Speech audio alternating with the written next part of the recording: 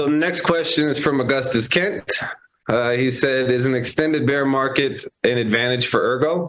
It feels like Ergo development is not slowing down.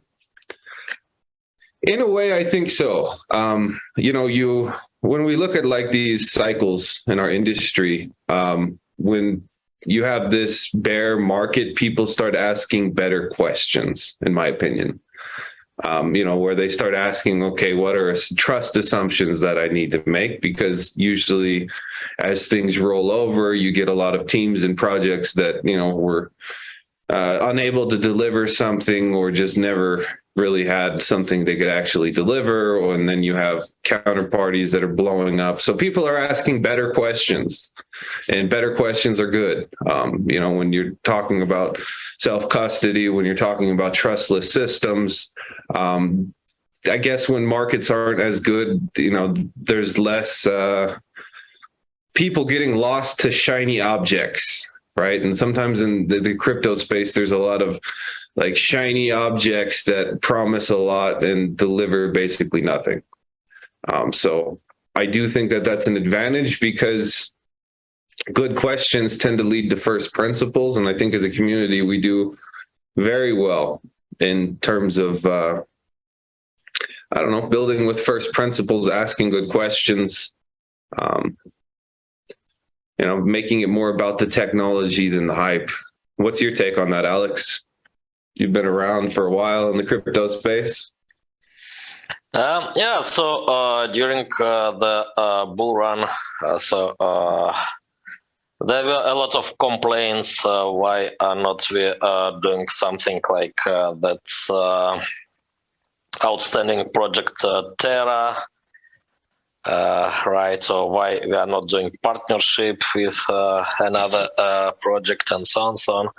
Now, the space is much more clear, right? And still, clearing continues. So, not so much shiny scams around, right? A lot of bubbles already burst. So, in that regard, it's much better. Yeah, I think the most interesting thing at the moment is this ongoing pressure for more transparency on exchanges. I think that's a good thing for the space, ultimately. We're getting like some idea in terms of people pushing for proof of reserves, but then you have to ask the question, does that represent any liabilities? And oftentimes that's not the case. So you're saying, we have X, but then you don't look at the liability side, and it really doesn't mean a thing. I'm curious to see how that plays out. I would love to see better transparency on that side, because ultimately, that's an intermediary that, unless you're mining, which is one of the benefits of mining, you kind of need to deal with that type of infrastructure to be in this space. So we'll see how that progresses. I think that's an interesting ongoing conversation that everybody should kind of follow. And hopefully we push for more transparency, better trust assumptions, because, that's kind of why these networks exist, right?